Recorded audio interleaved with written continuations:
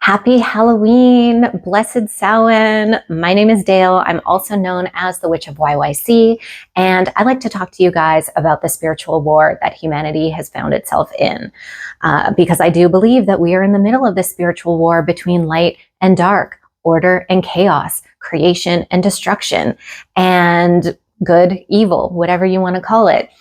And I think our best defense is the offense of harmony, unity, dissolving the illusion of separation, coming together as a collective, because ultimately that's what we are, and transmuting the shadow. So not hiding from it, running away from it, but transmuting that shadow into the light so that we can all work together in creating the future world that we want. Okay, so that out of the way, today is October 31st. I'm recording this on October 31st, 2025, and it is Halloween, All Hallows Eve, Samhain. I think this day or this time of year goes by a million names, which we will get into because there are different traditions throughout the world around this time. But first, I want to talk about what is this time and why does it make it so interesting? What makes it so interesting? And I think spiritual, right? So we're in Scorpio season. Scorpio is ruled by Mars and Pluto. And Pluto is kind of this guardian of the underworld. Pluto is the bringer of transformation, the death and rebirth cycle. And Mars is our warrior spirit. This is the planet of passion and ambition and, you know, maybe even confrontation, things like that. And when these two planets come together in Scorpio season, is giving me chills, by the way, it's this time of transmutation. And, you know, whether you're ready for it or not, it's likely going to happen. And I think collectively we feel this, individually we feel this. Depending on your chart, you're going to feel it more in different areas of your life. Me personally, I have a lot of Scorpio in my chart. So this time of year really tends to be pretty potent and powerful for me. So let me know if you're feeling it, first of all. I would love to know that. But okay, so Scorpio season, what does this mean? We're hearing things like warrior spirit, passion, transmutation, death and rebirth cycle. And October 31st, this holiday of Samhain, is known as the midway point between the fall equinox and the winter solstice. So we're in the middle of this transition between seasons, and that in itself feels very transformative. And, you know, the days are getting shorter, the nights are getting longer, it's getting darker and colder, and we're feeling this kind of inward momentum where there's, you know, time of introspection, hibernation, really going deeper into the depths of the soul, of the psyche, of our reality, in our relationships, you know, kind of you name it. You might be feeling this in all of these ways or one in particular. But that's what this time is about. This, you know, we're in the middle of Scorpio season. We're in the middle of the autumn on the way to winter, and leaves are falling.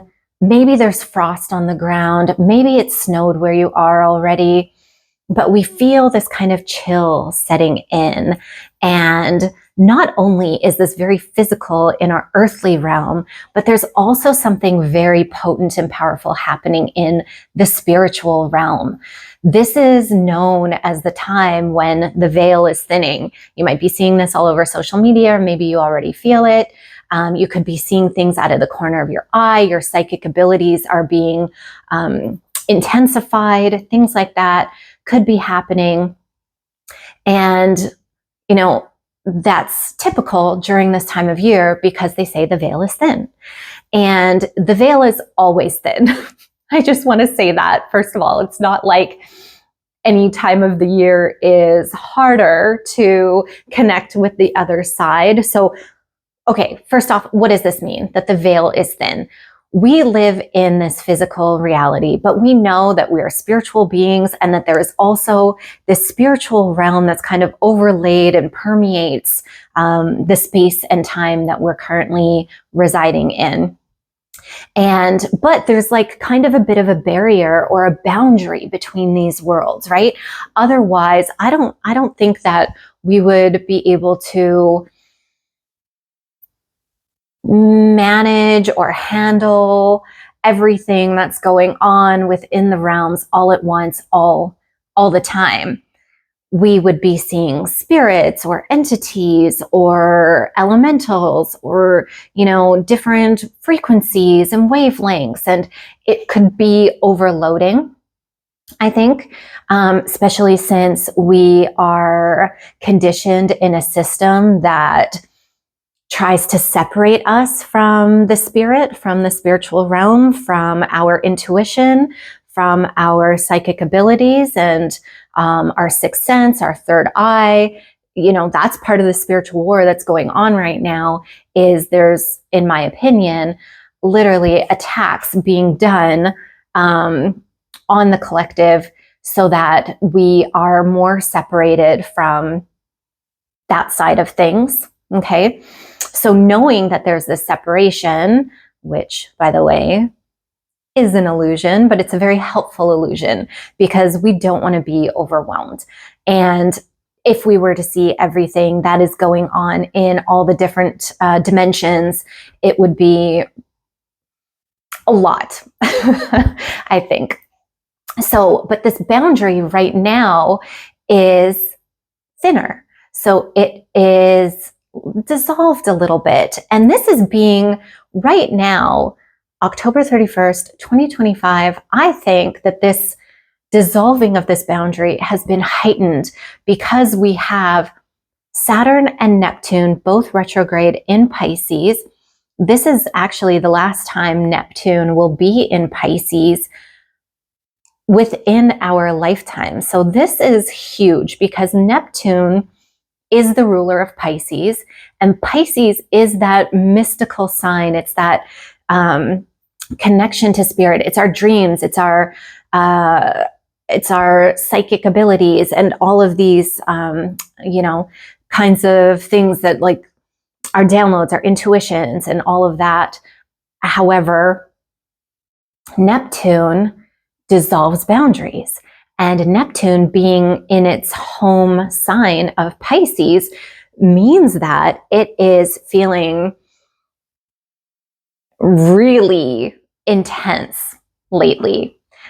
So I think that veil is being even more dissolved, like it's even thinner than usual at this time of year because of this Neptune retrograde transit and conjunct Saturn.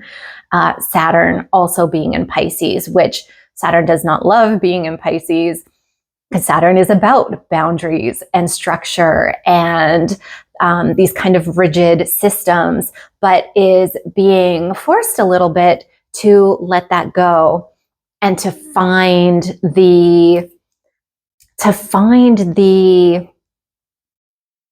space where these places blend and meet and harmonize, which is very, very interesting to see these planets together, especially at this time of year. We also have Pluto. So Pluto is one of the rulers of Scorpio, as I mentioned earlier, and Pluto has recently just stationed direct. So it was retrograde, but it just stationed direct in the sign of Aquarius. And Aquarius is about freedom of individuality and choice and rebellious spirit and revolutionizing the way we interact with each other as a community, as a collective, with technology, with advancement. And it really inspires us to find our unique gifts and bring that front and center to help the evolution of humanity. And so Pluto, this planet of death and rebirth and change and transformation and the underworld and the subconscious and all of these things, being in the sign and moving forward again, while we have these other planets retrograde, it's this interesting push-pull that's happening right now that's asking us to really connect with our dreams. And I literally mean like our dreams while we're sleeping, and to get into these darker spaces. And by darker, I don't necessarily mean disturbing, but darker, like hidden, these shadow places that we typically don't go to for whatever reason, and to bring up whatever's sitting in there so it can be seen, acknowledged, appreciated, learned from, accepted, and eventually transmuted and released, right? I think that all these energies together right now are being pulled together to ask us to do that. And it's interesting that it's all happening during this particular Scorpio season when the veil is so thin, because we have easier access to our spirit guides, to our higher self, to our ancestors, to our inner truth, to the collective truth, and to the collective consciousness as well. So I think that that's really cool, because we have an opportunity to connect with each other on a psychic level and to harmonize and to uplift and to find these frequencies and these vibrations that we're looking to embody in order to win the spiritual war.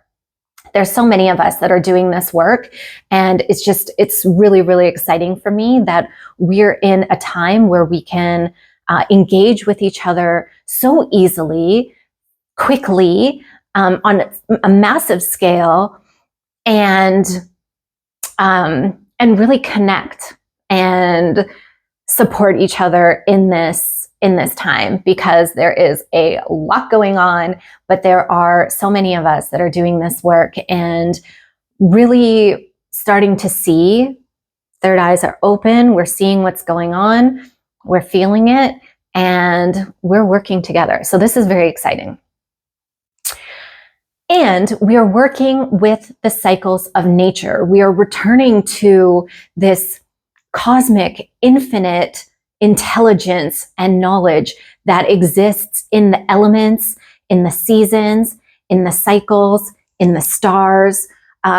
Seeing astrology expand the way it has through the past few years is incredible. People are really starting to take this seriously and see the patterns and the wisdom that is contained in this system, and the system of the earth herself, the systems of the earth herself. And this brings me to the next thing that I wanted to talk about this time of year in the Northern Hemisphere. Okay, so Samhain, Halloween, All Hallows Eve, Day of the Dead. There are a number of traditions around the world. And in fact, I am in Latvia right now, and there is a similar tradition, holiday, so to speak, here as well, where they also recognize that the veil is thin, the spirits are more active, and we're able to connect with the ancestors, and in ways that we don't necessarily do throughout the rest of the year. We have this ability. So I think it's very, very cool to see how, whether it is, Mexico and South America, or North America, the Western Europe, Eastern Europe, there's probably more traditions around the world that I'm not aware of, but that recognize and have worked with the cycle and the seasons, and whether it's the mystical people, the shamans, or the witches, the, you name it, the medicine men of the tribes or the cultures in the past who have recognized that, oh, this is a really spiritual time, and this is a time when we can give offerings and ask for, send our prayers and ask for blessings during this time, and it's received a lot easier, or whether it's just culturally known. And I think that that's something in Latvia that I've seen, is that that there is this culture that is very close to nature and the cycles of the seasons. And so what they do is, it's a long season right now that that they're in, where it's, the time of the spirits. And during this time of the spirits, offerings are given, milk and bread, I think, are left outside to feed the wandering spirits that are looking for food, and to give offerings and to give thanks.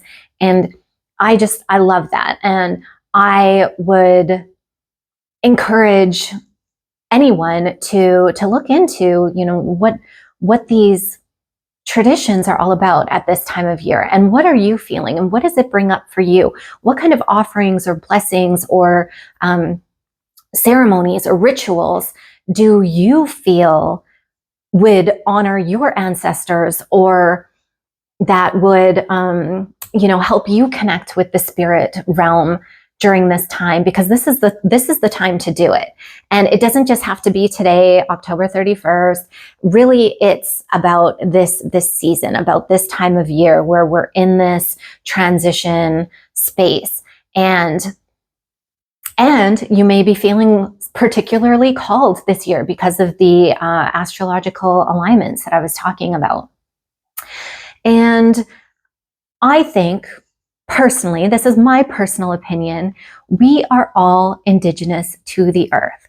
As humanity, as humans, as people here, we all have a connection to the earth, to the cycles of nature, to the sky and the elements, the water. We are all of it and from it and part of it, and shall return to it. And I think that that's really beautiful. I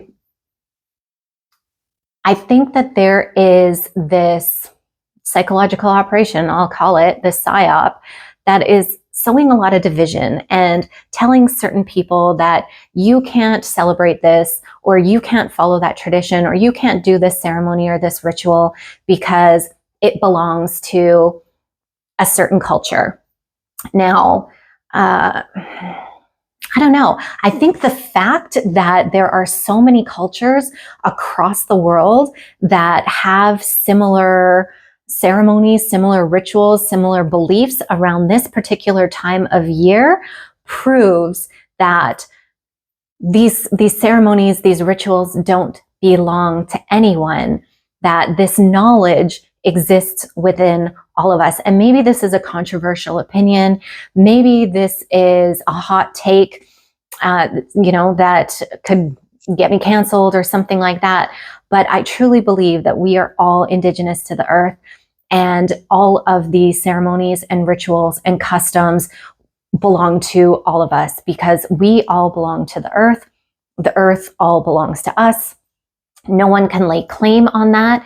We are here to be caretakers. We are here to help each other as humanity. And that's what's important. If you're doing something in good faith that feels correct to you, that is meaningful and powerful and done with respect and reverence and honor, then go for it. That's what I say. Go for it. I don't know. Maybe it's just me, but that's what I wanted to say. I think that what's the word that I'm looking for? I think that kind of focus and that kind of understanding of ritual and connectedness is really part of, again, our weaponry in this spiritual war, because we're not buying into these divisive tactics and saying like, oh, this belongs to you, this belongs to you, you can't do this, you can't do that, stick to your own. And really coming together in unity, in harmony, celebrating each other's traditions and cultures and honoring the similarities between them as well, because that is what it means to be a collective, to be a worldwide community of souls working together, in my opinion. So I would love to know, what kind of things are you going to incorporate in your practice during this time of the year? And, are there any new rituals or things that you are interested in learning more about to try and see like, okay, how does this feel? Is this something that resonates with me? I would love to hear that. Me, I think I'm going to be doing a mixture, an amalgam of things. And I'm super excited because I have definitely been feeling this boundary, how it's dissolved at this time. And my dreams have been intensified. My visions have been intensified. I can feel my intuition is stronger, and my connection to my ancestors is very strong right now. So I'm personally super excited to connect with them, to give my offerings, and to show gratitude for all of the support that I receive from the other side. And I hope you also enjoy this time and that it is meaningful for you and your loved ones. And as we come together, I think that just will strengthen our light, the light within each of us. Okay, so I think that's it. If you have any questions or comments or thoughts, or maybe this sparked something in your mind, drop it in the comments below. I would love to, engage and start a conversation. And, if you like this content, if you like this video, then like the video and share it with your friends, and subscribe. I've been a little quiet because I've been traveling, but I do plan on picking this up a little bit more. So thank you for spending time with me, and happy Halloween, blessed Samhain. I hope you have a fantastic rest of the year. Bye.